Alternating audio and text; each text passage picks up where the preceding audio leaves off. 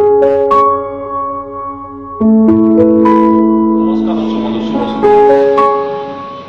कटक पांथ निवास रु मु आपको स्वागत कर संजय कुमार। नवरात्र पूजार द्वितीय दिवस माँ चंद्रघंटा पूजा अवसर ओडावासी शुभकामना करी आज वास्तव पहुंची पांथ निवास जो चली ओडिशा जीविका मिशन इसी तरफ एक सांबादिक सम्मेलन आसंता आर्थिक वर्ष आरंभ एप्रिल 1 ठार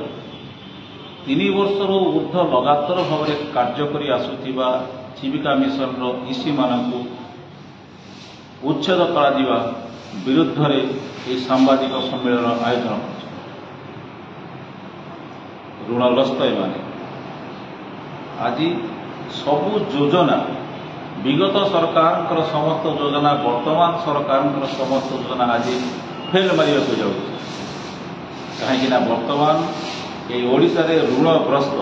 1 लाख सारा राज्य में 1,65,000 जीविका मिशन इसी माने काम करथिला बेले कटक अति कम 5,000 ऊर्ध जीविका मिशन इसी माने कार्यरत जदि 3 वर्षिया चुक्तिनामा उच्छेद कर दि जाए से ऋणमुक्त हे ये प्रश्नर उत्तर आम पचारा बुझा ये सांबादिक सम्मेलन आयोजक श्रीयुक्त बसंत कुमार साहू जे कि जड़े श्रमिक नेता एवं आयोजिका मान जो मैंने जीविका मिशन इसी मुख्य भाव में मंच उपर उपस्थित ओडिशा जीविका मिशन इसी संघ तरफ एक गुरुत्वपूर्ण बैठक सांबादिक सम्मेलन करा जाउछि। कारण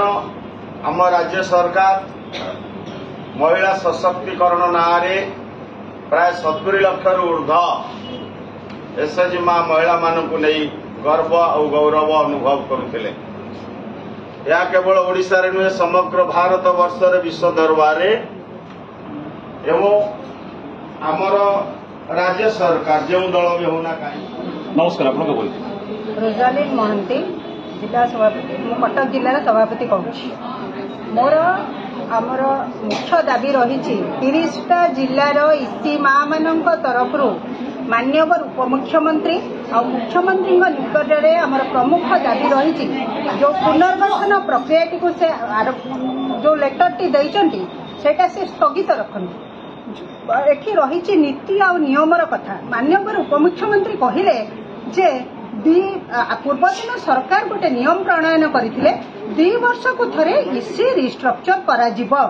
आमे भी से नियमटी पढ़ीचु किंतु सेतबेले आउ गोटे नियम भी करा जायतिला 5 वर्ष को थरे सीएसएस मानकर भी रिन्यू करा जिवो किंतु पूर्वतन सरकार तो से रिन्यूटा करि नथिले ना जदि वर्तमान सरकार सेमानंकर रिन्यू करि पारिबे ताले आम इसी माँ मानकर कहीं करें नहीं। सांबादिक सम्मेलन में मु मान्यवर उपमुख्यमंत्री को एतिक अनुरोध करुच्ची जदि से दया करें ताले आम इसी माँ मान आम 1.5 लाख इसी माँ मान भी दया करंतु 30टी जिलार इसी माँ मान तरफ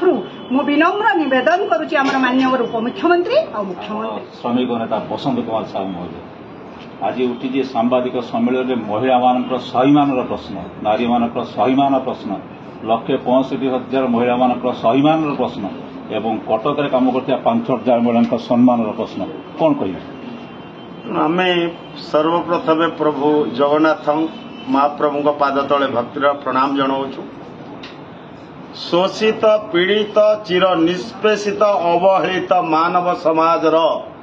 उद्धार करने भारतीय मजदूर संघ आज ये धरारे जन्म ग्रहण कर विश्वर मंगल कामना आगे आमे भारत सरकार को निवेदन करुछु राज्य सरकार को मध्य निवेदन करुछु आपण मानक जरिया रे जो सरकार मिशन शक्ति नारे आज सुभद्रा योजना नारे विश्व दरबार ना नवाई आगे आ प्रभु जगन्नाथ आशीर्वाद करुछंती।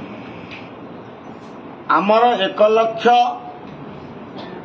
50,000 ऊर्ध्व ईसी माँ माने जो माने तांकर जीवन यौवन लहू आ लुह देकी कोरोना समय ठू आरंभ करिकी काम करथिले जो मिशन शक्ति आज सारा जगत रे ना कमेची तांको जे गढ़ी थिले घरे घरे जाई एसएचजी माँ मान को संगठित करी न्याय दबारे काम करेबार सरकार समस्त सफल गुणागान करेबारे जे सहयोग करुथिले जो दलर जो मंत्री जो कमिशनर जो मुख्यमंत्री आसुथिले तांको सभा मंडन करबा पे एही भौणी माने साहाय्य सहयोग करुथिले आज से माने दुखरे भांगी पड़िचंती तांको आखिरे लुह मनरे कह कहीं जेंदी सुपर साइक्लोन महाबात्या आसिले लोकंक मनरे भयभीत हो जाए घर भांगी जीव घर मोर फसल उजुड़ी जीव आज ठीक सही परी सीमा मानकर मनर दुख सरकार जो चिठी करथिले 1 तारिख रे आसंता काली उत्कल दिवस 1 तारिख रे पुनर्गठन करा जीव जहा फल लक्ष लक्ष माँ भौणी माने आज घरे बसी कांदुछंती हार न चित्कार कला भलिया से मनरे लोक आखिरु लुह आसुछि आमे विधानसभा रे विक्षोभ करिदेलु सेक्रेटरी को कहीदेलु आम दुख टिके शुणु जो माटी स्कूटी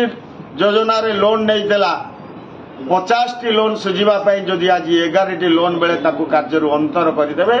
से लोन सुझीब केमिति बैंक वाला आसी घर दुआरे बसिलानी कारण से ऋण सुझी पारेनी हुए तो का आत्मारे से बाधा आसब अपमानित हम से केतेबेले कौन भी करि भी पारे मनुष्य जीवन में कहीं किसी करें जानी कृषि क्षेत्र में केते कृषि ऋण न सुझी आत्महत्या कले किंतु आपण कौन करिवे वर्तमान तो सरकार आमे सरकार योजना तो उच्छेद योजना दुकान उच्छेद बस्ती उच्छेद वर्तमान जीविका मिशन ईसी भी उच्छेद से सरकार को निवेदन करुचु उच्छेद जो प्रक्रिया बंद करंतु असंभव कथा संभव हुए महाबात्या आसूची सबू कहूँ कि से बात्या कुआडे भी पड़े जाए जगाकर अपार करुणा से महाबात्याटा ओडिशा म्यांमार आड़ को पड़े जाए आशा कर आमर गभीर आत्मविश्वास जेहेतु मान्यवर उपमुख्यमंत्री महिला शिशु विकास मंत्री मिशन शक्ति विभाग मंत्री को तांको बासभवन आम कर्मकर्ता भौणी माने आम साक्षात कर कहिचु दुख भी जनईचु कम से कम से पुनर्विचार करंतु जीविका मिशन संघर मु राज्यसभा आजिकार सांबादिक सम्मेलन आज जो सांबादिक सम्मेलन आज आम गुरुत्वपूर्ण बैठक अनुष्ठित जोटा कि आमर जो जनवरी 22 रे सरकार जो गाइडलाइन टी बाहर कर परिवर्तन करने आम दृढ़ विरोध करूँ सरकार को बारंबार आम अवगत करूँ ब्लक स्तर जिला स्तर राज्यस्तरीय आंदोलन द्वारा सरकार को आम अवगत करूँ जे माँ मैंने आमर दीर्घ दिन ग्रास रूट्रु आम प्रत्येक एसएचजी गठन कर सहायक थे से जीवन जीविकार प्रश्न आसाला से गोटे स्कूटी योजना जो पूर्व सरकार जो स्कूटी योजना देते स्कूटी योजना सामिल होते बर्तमान ऋणग्रस्त अच्छा से कार्यकाल वृद्धि कर 3 वर्षिया जो स्कीम कर सरकार जे 3 वर्ष थे रिस्ट्रक्चर हम से जो 3 वर्षिया स्कीम माँ मान नियंतु आ स्कूटी योजना सुझाई सहायक हूँ।